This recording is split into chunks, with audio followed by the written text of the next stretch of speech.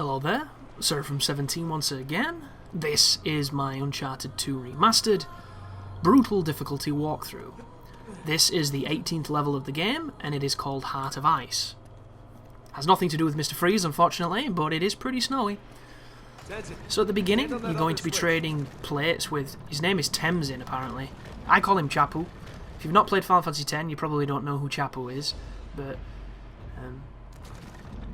I don't know why I call him that, I just do. I got really mad on one of the sections when you're shooting alongside him, and I was like, get the fuck out of my way, Chapu, and it just kind of stuck. I think I was trying to call him something diminutive and nasty, but it just came out as that. Oh, this is fun too.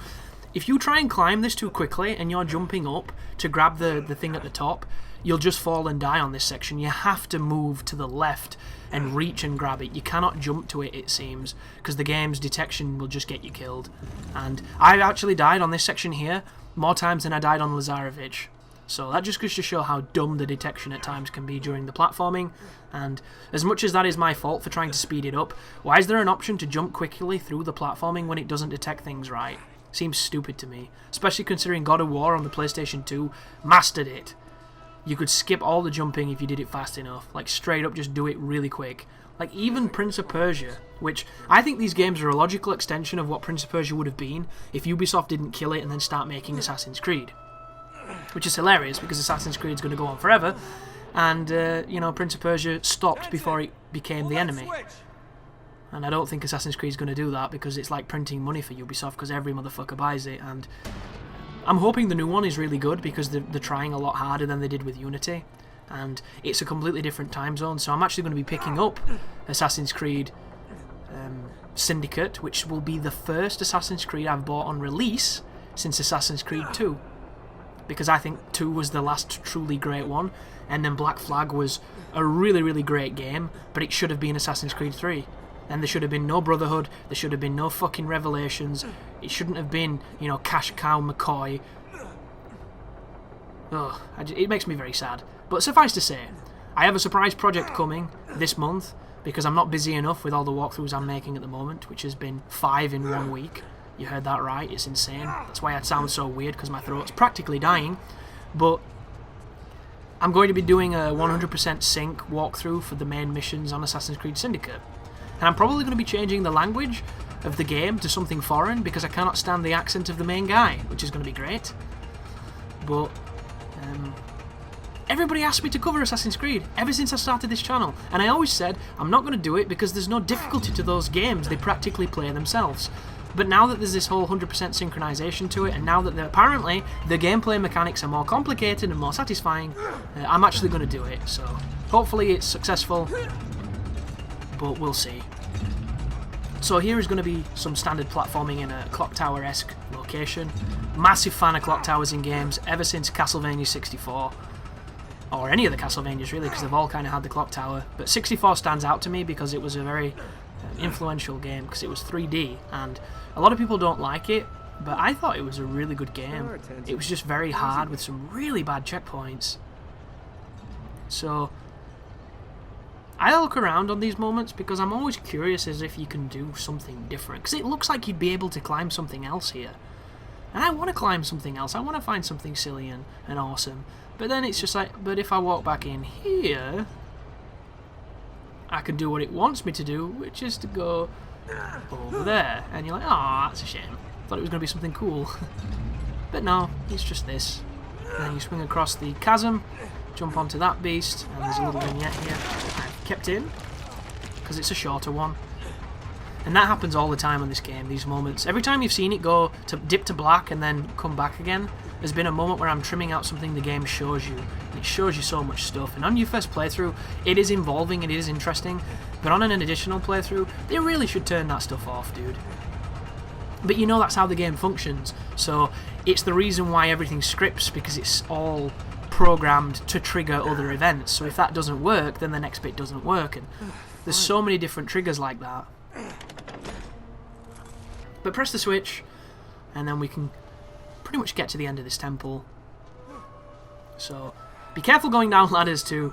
Every so often you can run off, which is hilarious, because when you try and roll off, he grabs it every time, every single time. Like it's almost like he knows, he does. He's so evil. But whenever I do this, it reminds me of something, and I can't tell you what it is.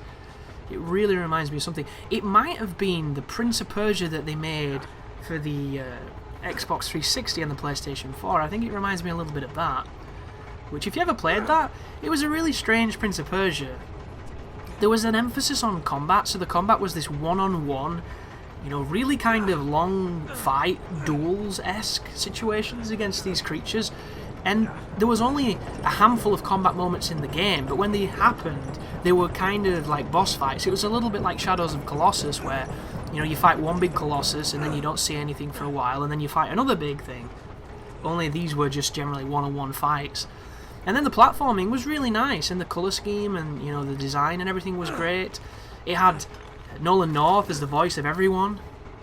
There was an endearing story with this woman who, I can't even remember what she could do, but suffice to say, I thought the story was really good. And then there was a mechanic where you couldn't die, which killed all challenge in the game, but there you go. That was something. And I don't think it sold very well, so they never made anything more. And it looked like they were setting it up for a sequel as well, which is even more heartbreaking, because I'm a big Prince of Persia guy. I loved Sands of Time. I thought it was amazing for its time. I thought Warrior Within was better because it was just my kind of game. It was more violent, it was more gritty. Yes, he was very emo, Mr. Robin Atkins down, getting his gruff voice on. And yes, there was a lot of Godsmack in that game, but a bit of cheesy Godsmack makes everything better, does it not? And then I really liked the Twin Thrones, or Two Thrones, or whatever it was called. That was a cool game too. Completely different as well, and that's why I liked them. Every time they turned up, they were familiar, but they were different. And it weren't like Assassin's Creed different, where they just give him a different coloured fucking hat and dump him a different place. It was straight up mechanically different. And that is so rare these days, because we just get this recycled bullshit all the time. And sometimes it's a great thing, but for the most, it's creatively redundant, and we need it to die. We really do, and I find it hilarious.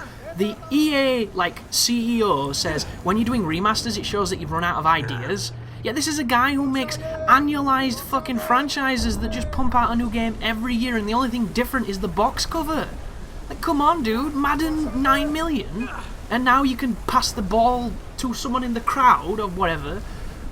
Really, dude? And don't get me wrong, I love that he said that. I don't know why I went Scottish then. I love that he said that, but still, you're the fucking worst. You invented it before it had a name, asshole. Hey, there's a switch. But this is another one of the Yeti standoffs, and the good thing about this is the platform that starts lowering, as soon as it lowers, you can step on it. So my idea here is I'm going to parkour the shit out of this. I'm going to be like Schmidt in New Girl. I'm going to show them my extreme parkour, and they're not going to get anywhere near me. And I don't even think I shoot them. And then that dude throws a rock at me. How dare you? So I stand over here like I don't want to get rocked by some random dirty Yeti. I don't know where you've been. And then I see the platform. It's lowering a bit. And watch this. This hits me too. Is that kind of dodgy, or is that just me? That didn't even touch me. The wind on that rock would not have shook me and made my top right hand corner bleed. And then they start coming down. As soon as they come down, they're going to get interested in me. But the platform's low enough to jump on now, so we can just run across there and jump on it. So now that it's stopped, climb up here, and then as soon as you jump on it, this is the end of the section. Really easy section once you realise you don't have to shoot them. I ran around that room shooting them for about 40 minutes on Crushing, thinking you had to kill them because I forgot how the game worked. Suffice to say, it wasn't very fun. But shoot this dude, he falls off, and then the level's done. Thank you for watching. You take care now.